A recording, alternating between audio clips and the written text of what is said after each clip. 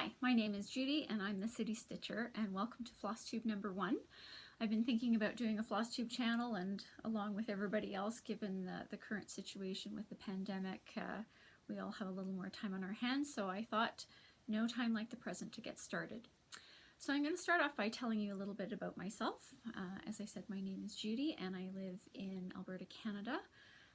I call myself the City Stitcher only because, you know, when people say you can be a little bit country, a little bit rock and roll, I'm really just city. You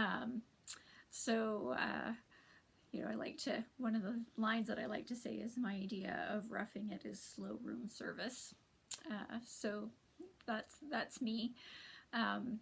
My background is I have typically always worked in finance, so doing accounting work, treasury work, evaluations and strategic planning is sort of where my background is.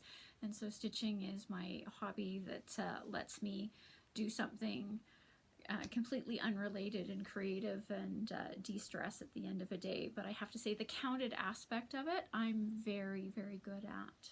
That accounting background comes in really handy, so I'm really good at the counting part. I come from a long line of needleworkers, so I started stitching when I was about 15. It was Boxing Day, and the local needlework shop at that point in time was having its annual sale. So my mother and my grandmother were heading down to the store to get supplies, and I decided that I was going to go with them. And when I walked into the store, I, for the first time, was exposed to all these patterns that I had never seen before, and really became interested at that point. So got to see different things, different from what my grandmother and my mother were stitching, and those appealed to me, and that was the beginning of the hobby and the stash. The stash is my mother's fault, to be perfectly honest. And she has always said it, and there's a part of me that's really grateful for it, because she said when you're buying something, get the specialty things that go with it. And so certainly I do have some out-of-print patterns that required for things that are no longer available. But because my mother raised me with if it requires specialty things, buy them when you buy the pattern, I have those specialty things in my stash for that magic day when I'm going to start to accomplish all the things I have in my stash. So yes, I have a lifetime supply of stash, I think, but it doesn't stop me. So from a stitching perspective, I tend to enjoy working on even weave fabric. So it's not to say I will never stitch on linen or don't have linen. I can, and I have done it. In fact, I've got a project on scroll rods right now that's on 36 count Edinburgh linen. It's just not my favorite fabric to work on, so if I've got if I've got the opportunity to change the fabric, I generally will to get it on a lugana or a jobelin.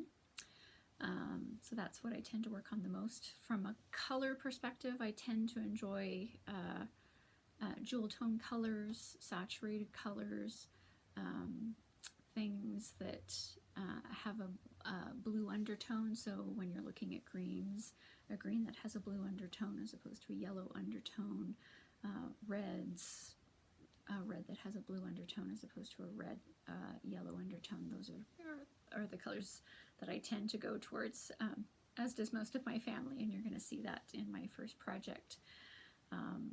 So I have I like different things. I don't tend to stitch a lot of animals. Again, since I'm the City Stitcher, I probably don't do a lot of farm things or farm animals in particular. But I have varied interests. I don't do a lot of traditional samplers or reproduction samplers or primitive, but I do enjoy a good band sampler or a specialty stitch sampler, things of that nature. Those are the types of samplers that I have in my stash. Moving on to what I've worked on. So what I'm going to show you today is actually one of my finishes, as well as some finishes by another member, actually a couple of members from my family. I tend to be a monogamous stitcher, so I don't tend to work on a lot of projects, and I don't have a lot of whips going at one time. I have a lot kitted up, ready to go. But I do find that if I have a lot of whips on the go, I tend to not stitch on any of them, which is not helpful. So I tend to find I get better progress if I'm working on one. But that doesn't mean that I won't have a lot of things to show. I have quite a bit of things to show, and hope that you'll find it interesting. So going on with my first completed, so this is the most recently completed, and I did post this on several Facebook groups, so you may have already seen this. And so the story behind this is a couple of things. One, last year I was watching Vonna Pfeiffer, the Twisted Stitcher, and she was doing a Lent project, and I really liked the concept of that. And so I decided that for 2020, I too was going to work on a Lent project. In the fall of last year, my aunt gave me her cross stitch supplies. She kind of said, I'm not doing any cross stitch at all these days, and so she passed everything over to me, and included in that was this piece, which she had started. And so she had done part of, you know, the cross, the wood here, hadn't completed it, and a little bit of the robe here. But that's about as far as she had gotten, and so I decided that this was going to be my Lent project. My aunt very unexpectedly passed away at the end of February, on the Tuesday before Ash Wednesday when Lent starts, so it did turn into a very meaningful stitch for me. And wanted to make sure that I finished it on Easter Sunday, which I did. So this is my Lent Project 2020, which was started by my aunt and completed by me. So I've included her initials here in purple, which was her favorite color, and I've put my initials there. In terms of color changes, a couple of things happened on this. So the stitching here was originally charted for DMC 3371. I changed that to the darkest of the greens, so DMC 500, which is the greens that were used in here. And I will say a couple of things about Stoney Creek patterns. If you don't like back stitching, a large majority of their patterns are probably going to be patterns that you're not going to enjoy, because as you can tell, there's a lot of back stitching in this. Every single flower, every single leaf has been back stitched, you know, the rocks and the wood and the cross and the robe. I don't mind back stitching. Towards the end of any project, you can get to that point where you're like, I'm tired of back stitching and I just want this to be over with. So I do try to do some back stitching as I go along, just so it's not you get to the end and all you've got left is back stitching. The other thing about Stoney Creek is that they do have a lot of colors to achieve the shading effect that they've got. I like the effect that it ends up having, and so that's why I do it. But it can, you just have to know what you're getting yourself into. So for example, this bud down here between the leaf and the rock, it's 12 stitches. It's 5 colors, which is, as I say, quite typical of Stoney Creek. So I think you just have to know what you're getting yourself into and whether or not you're prepared to do it. I like the effect of Stoney Creek patterns and their coloring, so I'm prepared to do it. So that's the project that I finished on Easter Sunday. The other color change in that, so that's from Stoney Creek book number 84, Touched by Grace. And so as you can see down here, so that's the picture on the cover of the one that I did, and you can see that the color of the flowers in the robe have been we've changed them from what was originally called for. And again, that's fairly typical of my family and the stitching we do. We find a design, we think the design is absolutely beautiful, and the only thing we want to tweak is maybe some of the colors that were used in it and the fabric. But other than that, brilliant, brilliant, fabulous designs. So the other interesting thing is, because I have my aunt's, that's her pattern book, she looked at changing the colors a couple of different ways. So this is the original color set, and it called for 6 colors. So this is sort of that 221 range. So that's what the pattern actually called for. And then she has a second set of notations in the pattern book of the next set of colors that she contemplated using.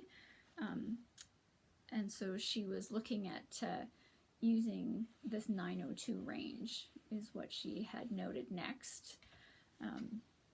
And when I looked at, when I was looking at the stuff, I totally understand why she ended up looking at those colors. And it's because in the stuff that I got was this completed piece, which was completed by my cousin, and again, she wasn't interested in having it. So thematically very similar as the one that I just finished working on. And so the 902 ranges were what this Stoney Creek pattern called for. So clearly when my cousin was working on this, her mom looked at it and said, oh, maybe I like those colors better. And so that's the 902 range. This pattern is from book 94, also by Stoney Creek, Hope, Life, Love. And the name of the piece is I Asked Jesus. And again, so thematically very similar, and you can see, so she kept, this stitching was done in 3371, whereas in mine I changed it to DMC 500. But that's a piece that I got.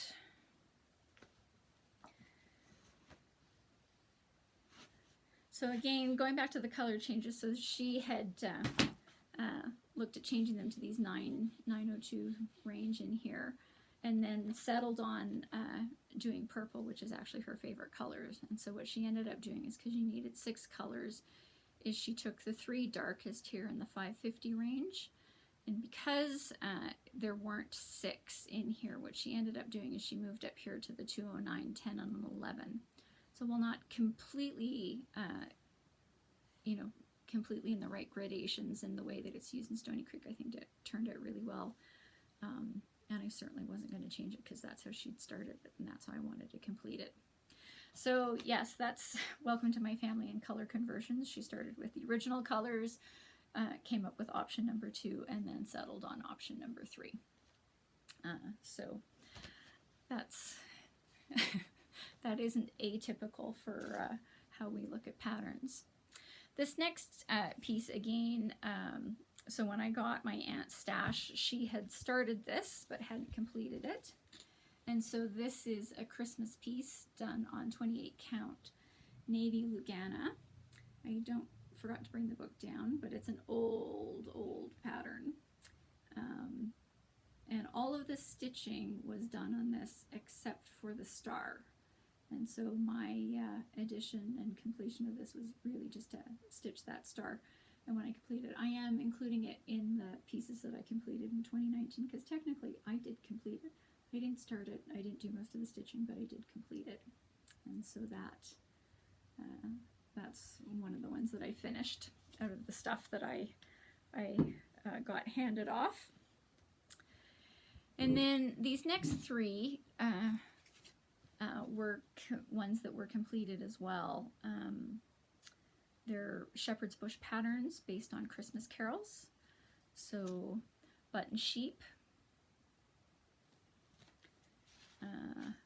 button moon,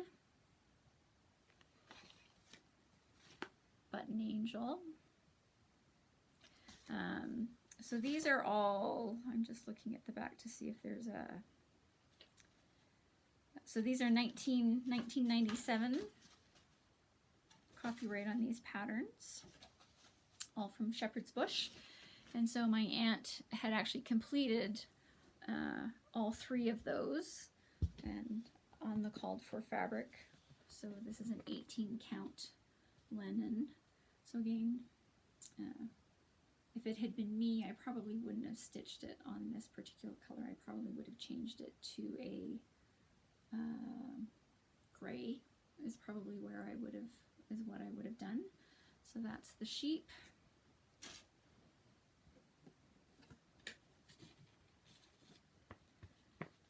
This is button moon.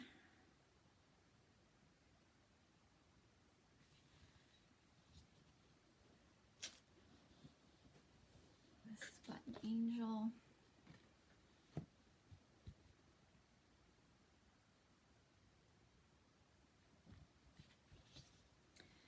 And then the fourth of these pieces is Button Santa. So the fabric came and it was already on scroll rods because 3 out of the 4 had been done. But this one had not been started, so I completed this one last year. This is Button Santa by Shepherd's Bush to complete the series. I don't really know how I'm going to finish these off, but given that my aunt has now passed away, I'm going to have to figure something out and get those put into FFO category as opposed to just FO.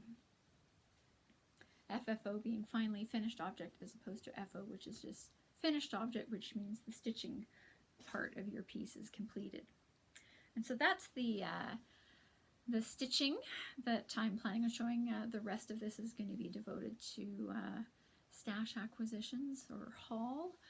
So if those are things that you're not particularly interested, thank you for joining me and taking a chance on a Flosstube number 1. So I'm going to start off with my Nashville acquisitions. Nashville this year was sampler heavy, and while I like stitching on a house and I really enjoyed some of the houses that are included in those samplers, I'm not sure, well, I know for sure that it's very unlikely that I would ever stitch those particular patterns and not stitch them completely. And one of the things that I am using this year to try to rein in some of my stash acquisitions is sort of saying, take this pattern and compare to other things that you have in your stash. Would you rather stitch on the new thing as opposed to something that you've got lingering and languishing in your stash? So that's actually been really helpful this year, just sort of looking at things and saying, well, I like them and enjoy them. I've got patterns that I already have in my stash that I would probably put higher up on the priority list. There's always an out. We always have outs to justify what we're doing. So if something came up and if it was a limited edition, even if I went, there's probably about 20 projects, 50 projects ahead of that before it would come up. I'll justify it. Okay, so Nashville. So this is Flowers of Stitcher. It's by Alessandra Adelaide. So probably one of the reasons why I like it is its blues, and blue is my favorite color. Number 2 is Just Go Left by the Tiny Modernist.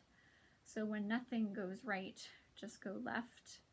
And as I noted,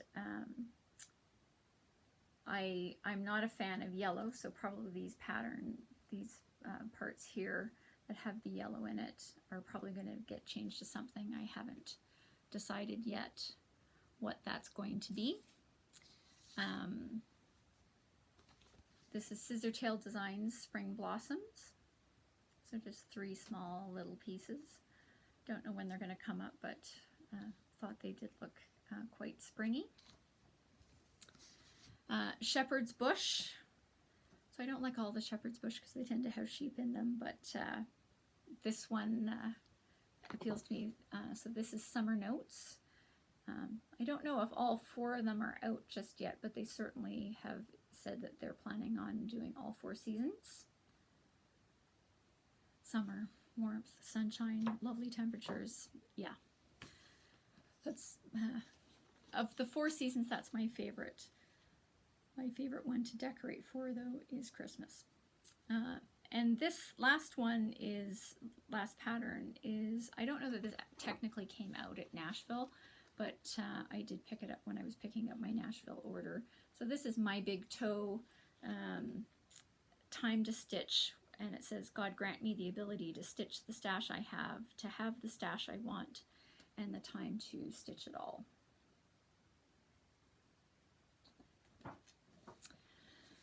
So I also got, normally I call these book plates, but I guess technically that they're stitch plates. So this is by Lindy Stitches. These are just stickers to put on the back of framed pieces so that you can actually put some of the history of the picture. So I'm glad that I have these because the first one of these is going on my Lent project that I finished, that I got from my aunt. So glad that I've got them. That's where the first one's going to go. The other thing that I have is this is a scissor fob by Sampling of Memories.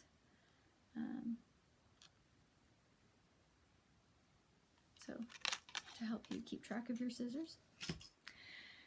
And then these next few fibers are not actually new fibers that were released at Nashville, but I had ordered a couple of colors to come in, and they were there when I went to pick up my Nashville order.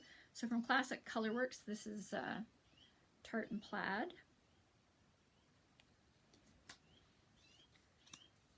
Stormy Night.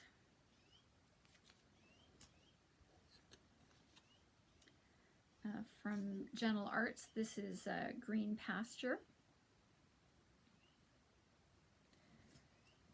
And Punchberry. And then from the new colors that got released, I did pick up some Dinky dyes. So this is Night Sky, so a combination of purples and dark grays tending toward black in a variegated. Easter Grass.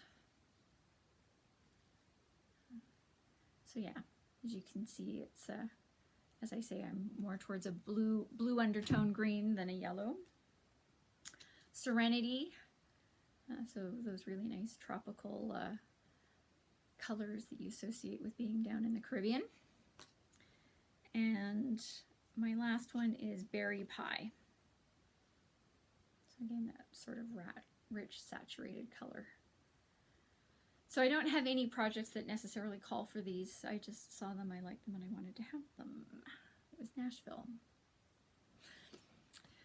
So my other pieces of haul are a couple of other things. So one of them is the Stoney Creek magazine, which comes out quarterly. So I do get all of the magazines, and I have a large collection of Stoney Creek magazines. I think I've got pretty much all of them from about 1990 on, except for 1 year. I'm not going to do a flip through, only because if you go to the actual Stoney Creek website, they do a really good job of showing you the projects that are in each of their magazines. So you can go to www.stonycreek.com and have a look at everything that's included in this magazine. And they also have a shopping list for each issue of the magazine. So you can go and find out all the things that you need to make any of the patterns that are included in the magazine. So that's the Stoney Creek. And then this next one is Ellen Reid's Fault from Maximum Power Cross Stitch Hour. So if you haven't seen her, you should go watch her. She's fantastic. I feel like, you know, us Canadian floss tubers need to band together. So go have a watch of Ellen Reid. And so this is Long Dog Samplers, which I think is funny that I'm showing you this, because, you know, I've said I'm not a big sampler fan and don't tend to do a lot of it. But Ellen showed this. She's working on this right now, and I loved the colors. So when you look at this from a motif perspective, it is very samplery, but the colors that are used in it are not very traditional at all, and that's the part that appealed to me. As with everything else, most of the colors I like in this, but there are a few of them when I was looking at them, I went, oh yeah, I won't be using that. That's way too yellow for me. Haven't necessarily decided what I'm going to change them to, and this is probably not going to get stitched on for quite some time, so I will sort that out when I actually get to the point of starting this one. And then last but not least is from Soda Stitch. This is White Dress. So I've seen this on a number of people that have done this, and so the really great thing that I like about this pattern is that you can do it in any color you want. So you can make it however you want. You can use variegated, you can use solid. I think I've seen someone who, I think it's actually this one, I think they did the whole, like all of the dress was done in beads. I've seen ones where it's a combination of beads and fibers and beads and petite treasure braid and all sorts of combinations. So I really like that. So this pattern does give you the 4 dresses, as well as you can see down here. They do include the pattern for this men's suit, so you could do a wedding thing, samplery type thing if you wanted. So again, no time on the schedule specifically for when this is going to come on, but I did find it online and I found it for a really good price. So I think I paid about $5 for this, and you know, a $5 pattern, yeah, that was coming home. A $5 pattern you like, for sure that's coming home. So that's how a white dress ended up in my stash. So that is my stash and my stitching. What I'm stitching on right now is a Nora Corbett pattern called Fairy Winter Dream. It doesn't tend to be shown all that much, or certainly not in the groups that I'm a part of, so tune back in next week to see where that is. It's a surprising one because I'm generally keeping all the floss colors the same, but I have definitely changed the fabric that I'm stitching it on. So come back next week and see how Fairy Winter Dream is, along with some of my other stitching. So thank you for stopping by. Please feel free to like and subscribe if you like what you see. Please feel free to ask me any questions that you have, and I will do my best to answer them. So thanks for giving Flosstube #1 a shot, and look forward to seeing you next week for Flosstube #2. Thanks. Bye.